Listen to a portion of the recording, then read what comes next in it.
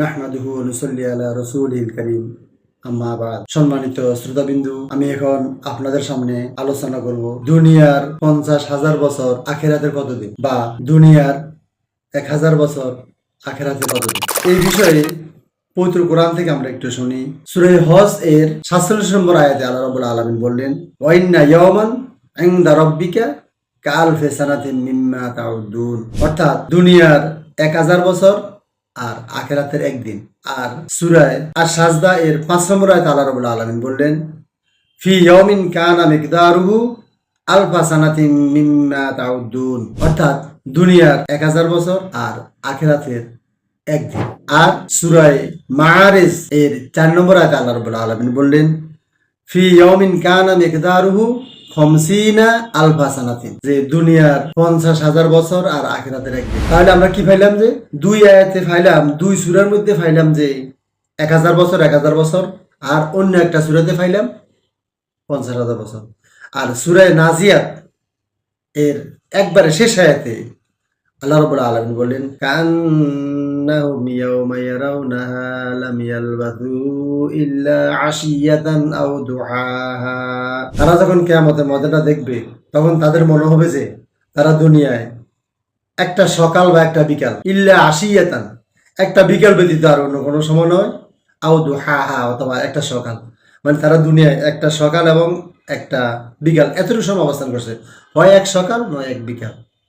আরে এই সামান্য সময় দেখেন, এই জন্য আমরা পৃথিবীতে বুঝি, আপনারা সবাই বুঝেন, দুনিয়াতে কত মানুষ, কেউ ইঞ্জিনিয়ার, কেউ ডাক্তার, কেউ প্রফেসর, কেউ মন্ত্রী মিনিস্টার, কেউ সচিব, কেউ ব্রিগেডিয়ার, কেউ কর্নেল, কত রকমের দুনিয়ার বড় বড় পদবী আছে। সবাই আমরা বুঝি, বুঝার পরেও একটু জায়গাতে আমরা একটু কম বুঝি, মনে হয় যে আসলে দুনিয়ার এই সামান্য জীবনের বিনিময়ে আমরা অনন্তকাল আখিরাত হারিয়ে ফেলি। এই সামান্য সময় আমরা ঠিক থাকতে পারিনি। অথচ এই সামান্য সময় কতটুকু হবে, এই প্রসঙ্গে হযরত আবু হুরায়রা রাদিয়াল্লাহু তাআলা আনহু থেকে বর্ণিত আছে একটা হাদিসে, যে তিনি বলেন, ইয়াকুনু আলাল মুমিনিনা কামিকদার মা বাইনা যুহরি ওয়াল আসর।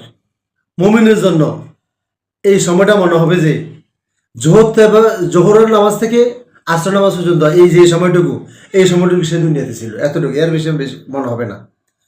আখিরাতের তুলনায় সে দুনিয়া এতটুকু সময় ছিল। জোহর এবং আসর এই দুই নামাজের মধ্যবর্তী যতটুকু সময়, এতটুকু। আর অন্য আয়াতে বলা হয়েছে একটা ফরজ নামাজ আদায় করার সময় সে দুনিয়াতে ছিল। তাহলে কোনো মানুষ যদি 70 বছর বাঁচে, তাহলে সে 2 মিনিট 1000 বছরের তুলনায়, 50,000 বছরের তুলনায়। আর 1000 বছরের তুলনায় যদি কোনো মানুষ 70 বছর বাঁচে, তাহলে সে আরেকটু বেশি ছিল। এই সামান্য কতটুকু সময়।